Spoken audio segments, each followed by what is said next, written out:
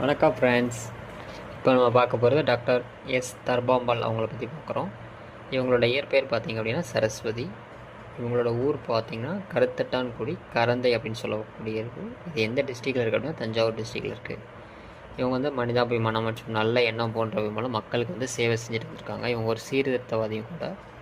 அப்புறம் பார்த்திங்கன்னா தமிழ் ஆசிரியர்களுக்கு அந்த டைமிங்கில் வந்து ஊதியம் வந்து குறைவாகவே வழங்கப்பட்டிருக்கு. இதை எதிர்த்து வந்து இலவரம் அப்படின்னு ஒரு போராட்டம் நடத்தியிருக்காங்க. அந்த டைமில் கல்வி அமைச்சராக இருந்தது யாருன்னு பார்த்தீங்கன்னா திரு அவினாசிலிங்கம் அப்படிங்கிறவர்.